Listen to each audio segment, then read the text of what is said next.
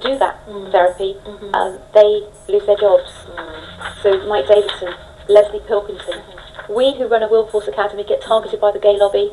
They say that we breach the Equality and Diversity Code, so we're chucked out of Oxford University.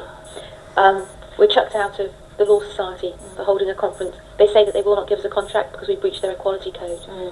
Same with government buildings. The politician says that she believes that marriage is between a man and a woman. She loses her position in her party. Adoption agencies, Christian adoption agencies, close because they won't place children with two mums or two dads. Civil registrars who won't do civil unions lose their jobs because they won't. They're a public servant. They should do what they're told. The law says this, and they discriminate if they don't. Doctors removed from adoption panels. They have to do the health assessments, but removed because they will only want to abstain from placing a child in a same-sex household. Magistrates for stuff that they say behind closed doors that the child would say with the foster mum and dad and not be placed with two men. He gets told by the highest judge in the land, the Lord Chancellor and the Lord Chief Justice, that he was not affected by the evidence, but by his prejudice, by his religion, and he was ordered to do equality, re-education training, to teach him to think straight. A teacher lost his job because he objected to homosexuality being promoted in schools. Lydia put into isolation at school because she had a purity ring on and wouldn't take it off.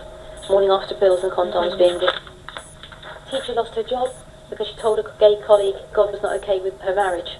The gay colleague asked her, and that's what she said, and she was dismissed for gross misconduct. Nursery school teacher told her to stop singing songs about Jesus, otherwise she'd lose the university grant. Foster carers lose their ability to foster because they won't promote homosexuality to children in their care. And the Equality and Human Rights Commission that intervenes in the case, which is a government body, says that these foster carers would infect the children with their Christian views. So they call Christianity an infection. Street preachers are being arrested. Police are urging the public to film street preachers, to get evidence against street preachers. Take your Christian status down on Facebook, teacher, otherwise you'll lose your job. Nurses sacked for offering prayer. Homelessness prevention officers sacked for offering the hope of healing to a sick woman.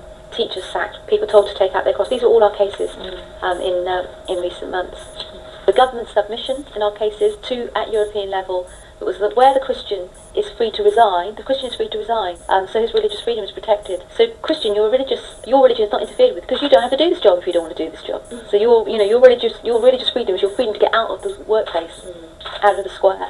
And alongside all of this, what we're seeing in Britain, which is could only be understood in the spiritual realm, is the rise of Islam. Huge ghettos, towns that are basically Sharia towns, Sharia courts operating. We've got about 2,500 mosques in our country, very often dominating skylines. Halal meat served in our prisons and in our schools and in